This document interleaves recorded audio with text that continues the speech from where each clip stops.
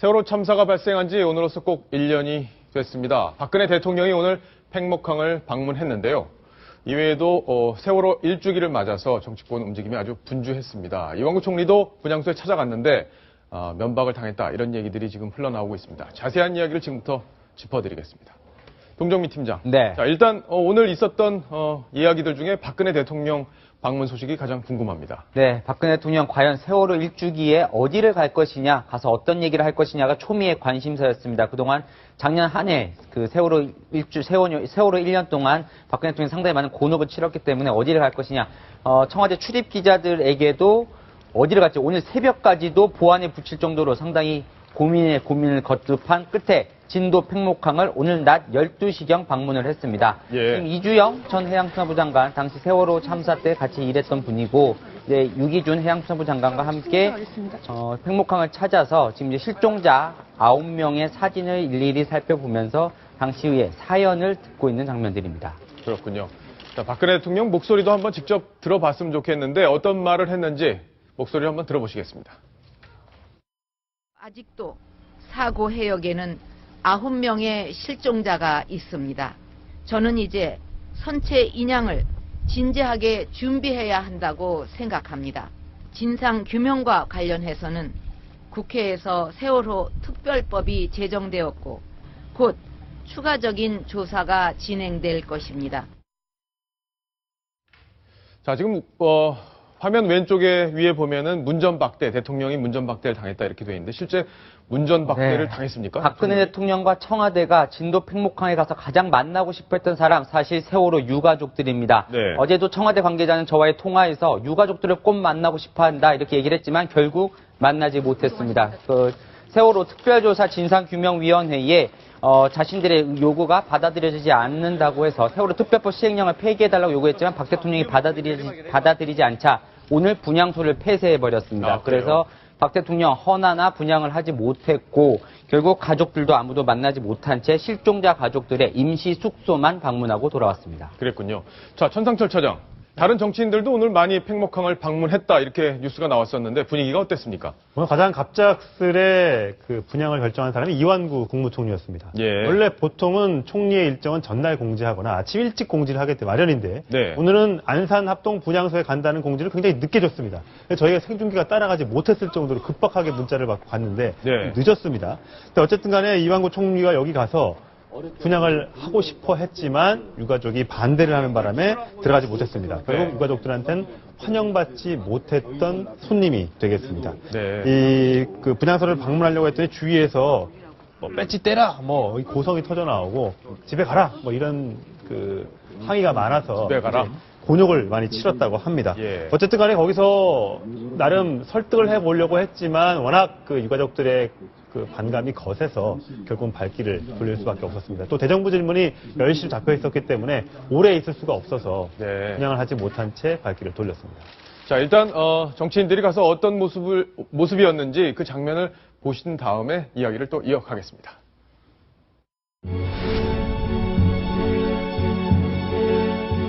국민과 함께 우리 세월호 진행된 여러분들의 슬픈 이 상황을 다시 한번 애도를 드리고 대한민국 정의의 소신을 말하세요. 결과물을 바랍니다.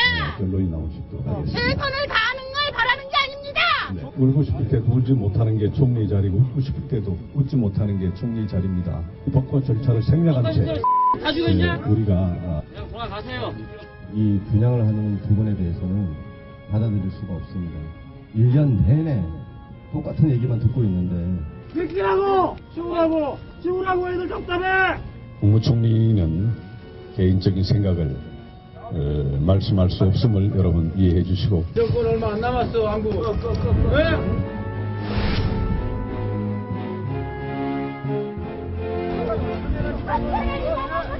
이제 뒤져서 빠져, 이제.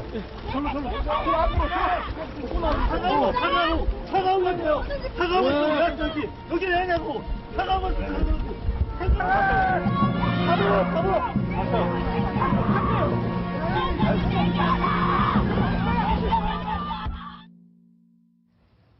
저 정도면 뭐 문전박대 수준을 넘는 그런 상황인데, 손수호 변호사. 네. 자, 저희가 지금 알기로는 세월호 유가족들이 원하는 부분 중에 상당 부분이 지금 정부에서 이제 수용을 하는 걸로 이렇게 지금 발표가 나오고 있는 그런 상황인 걸로 알고 있는데, 네. 왜 아직도 저렇게 분노가 가라앉지 않고 있는지 그 부분 아마 시청자분들이 궁금하실 것 같습니다. 네, 일단 그 논란 끝에 세월호 특별법이 통과됐습니다. 통과됐는데 중요한 것은 그 법만 만들어졌다고 해서 바로 집행이 수월하게 되는 것은 아니고요. 그 대통령령, 좀 이제 시행령이 만들어져야 그 법을 구체적으로 집행할 수 있는데요. 그 부분에 있어서 유족들께서 아직 그 받아들이지 못하고 좀 이제 이견이 있는 것 같습니다. 구체적으로 보자면은 일단은 그 조사를 하기 위한 그런 그 인력이 있는데 오히려 조사를 받아야 되는 그런 공무원들이 오히려 조사를 진행하게 된다. 이런 측면에서 유족들께서 아니 정말 받아야 되고 잘못을 한 사람들이 왜 조사를 하느냐 이런 측면에서 가장 반발이 있는 것으로 보이고요. 예. 또 하나는 그 정부가 어떤 제공한 그 발간한 그런 조사 보고서들이 있습니다. 네. 이런 자료들을 가지고 검토하는 것으로 좀 이제 국한된 거 아니냐. 그렇다면 정말 실질적인 진상조사를 하기에는 좀 부족한 것이 아니냐.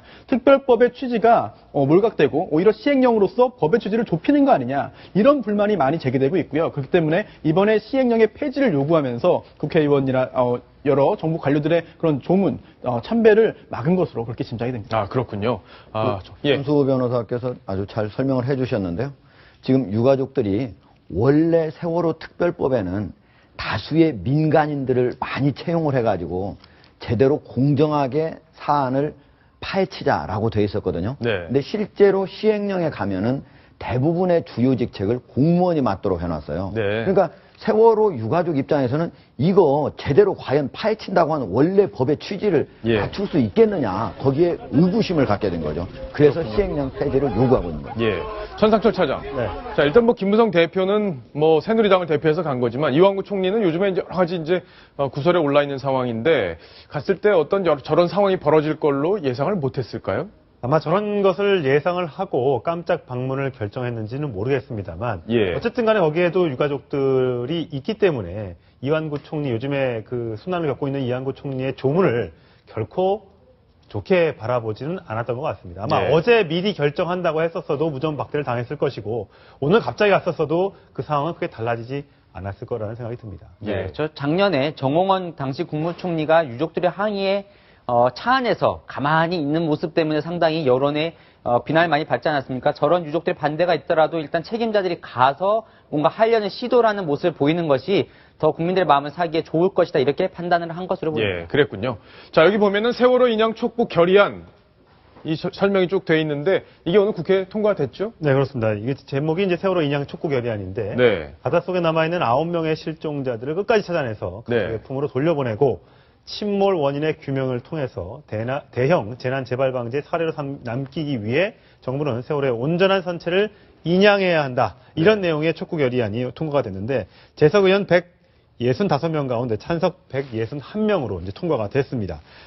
새누리당이 23명이 참석했고 새정치연합 130명이 이제 들어가 있는데 자, 이제 인양을 이제 앞으로 하게 되겠지만 인양을 하더라도 이제 난관이 예상이 됩니다. 잘 되면 한 6개월 안에도 인양이 되겠지만 뭐 보통 6개월에서 1년 정도 안 되면 어려운 난관이 부딪히면 한 1년 6개월도 걸리는 장기간의 기간이 걸고요. 네. 뭐 우리 그동안 여러 번 전해드렸지만 9개의 이 쇠사슬을 걸어서 배를 이렇게 띄워서 하는 방식으로 선체를 이제 인양을 하게 되는데 네. 그걸 전부 다 잠수사슬이 내려가서 그 연결을 해야 되기 때문에 그거 시간만 벌써 6개월이 걸린답니다. 아, 그 연결하는 것만? 연결하는 것만. 예. 다 수작업으로 연결하는데 6개월 걸리고 배가 뭐 부러지거나 이렇게 그대로 그냥 잘 보존돼서 들어 올려지더라도 짧은 시간은 그것만 6개월. 그 다음에 인양하는데 6개월에서 1년 걸리고 뭔가 조금 변수가 발생하면 1년 6개월까지 걸리기 때문에 세월호 이게 벌써 1주기가 됐는데도 이게 이 국면이 끝나기에는 아직 많은 시간이 더 필요해 보입니다. 예. 박근혜 대통령이 오늘 일정이 사실 많았습니다. 네. 한정민 팀장. 오늘 팽목항을 방문했다가 또 김무성 대표도 만나고 김무성 대표 만난 얘기는 저희가 이제 잠시 후에 자세히 풀어드릴 텐데 해외 순방을 떠났습니까? 떠납니까? 네, 떠났습니다. 떠났습니까? 네, 방금 전인 오후 4시 한 40분경에 출국을 했습니다. 네. 오늘은 특별한 출국 행사를 보통 하면 대통령이 이렇게 비행기에서 손 흔들지 않습니까? 그런 특별한 행사도 하지 않고 곧바로 시간에 쫓겨서 바로 출국을 했고, 중남미가 한 22시간 정도 콜롬비아 첫 생선지인 콜롬비아까지 한 22시간 정도 걸린다고 하니 하루 정도 지나서 중남미에 도착할 것 같습니다. 아, 그렇군요. 근데 사실 지금 국무총리가 지금 사퇴 압박을 받고 있는데 네. 야당뿐만 아니라 여당에서도 사퇴 압박이 지금 나오는 상황이란 말이에요. 근데 대통령이 만약에 무려 12일이나 지금 국내 상황을 비우게 되는 상황이고 총리가 그 업무를 대행해야 되는 상황인데 네. 이게 정상적으로 진행이 될 수 있는 겁니까? 어떻습니까? 네, 박근혜 대통령도 이게 원래는 12일이 아니었습니다. 한 8, 9일 정도 가는 것이었는데 갑자기 콜롬비아에서 중남미에 오는 김에 꼭 들려달라. 콜롬비아가 중남미에서 유일한 한국 전쟁 참전 국가고 그 콜롬비아가 아시아 국가 중에 가장 유일하게 최초로 맺은 FTA를 맺은 국가가 한국이랍니다. 예. 이렇게 요청을 해서 어쩔 수 없이 가게 됐다. 이게 청와대의 설명인데 박근혜 대통령 잠시 후에 얘기가 나오겠지만 김무성 대표를 왜 만났겠습니까? 지금 이완구 국무총리가 국가 수반의 권한을 대행해야 되는데 워낙 흔들리는 상황이기 때문에 여당마저 흔들리면 남은 12일 동안 상당히 어렵다. 그렇기 때문에 가기 직전에 수석 비서관 회의를 깜짝 열어서 이번 순방은 특히나 기간이 기니 절대 긴장하고 만전을 기해달라 이렇게 특별 당부까지 하고 떠났습니다. 특별 당부. 자, 하종대 부국장, 만약에 이런 가정을 한번 해볼 수 있어요. 지금 워낙 상황이 급박하게 돌아가니까 이완구 국무총리와 관련한 지금 여러 가지 증언들이 나오고 쏟아지고 있지 않습니까? 네. 그런 상황에서 이완구 총리 아직 결정적인 지금 증거는 안 나온 상황이에요. 이제 고인의 증언만 있는 상태인데, 자, 그러면 뭐가 하나의 돌발 변수가 만약에 대통령이 해외 순방 중에 터졌어요. 그럴 경우에는 상황이 더 심각해질 수 있을 텐데 그런 상황을 얼마든지 가정해 볼 수 있잖아요. 어떻습니까? 예. 박근혜 대통령이 오늘 나가면서 순방 뒤에 와서 결정하겠다.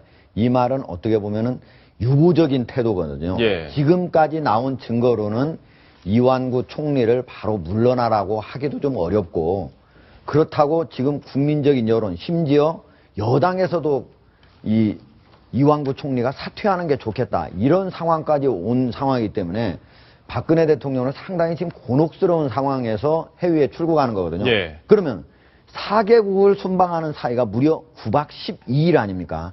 그 사이에는 어느 정도 분명히 가닥이 잡힐 것이다. 이런 예상을 하고 갔다 와서 결정하겠다. 예. 이렇게 생각을 한 것으로 보이고요. 그리고 박근혜 대통령이 나가는 사이에 부총리, 경제부총리, 그리고 교육사회부총리 모두 다 같이 나가지 않습니까? 예. 그런 경우에 총리가 만약에 사퇴를 하게 된다면 그러니까요. 이 국정이 상당히 마비가 될 수가 있는 상황이거든요. 그러니까 박근혜 대통령이 해외 순방하는 기간 동안은 적어도 이완구 총리가 좀 국정을 챙겨줬으면 좋겠다. 이런 의향이 같이 들어있다고. 너무 정치적으로 돌발 변수가 나오더라도 일단은 좀 보호를 좀 해줬으면 좋겠다. 이런 메시지가 전달이 됐을 텐데 자, 이번 소식을 여기까지 마무리하고 다음 소식에서 그 내용을 집중적으로 한번 알아보도록 하겠습니다.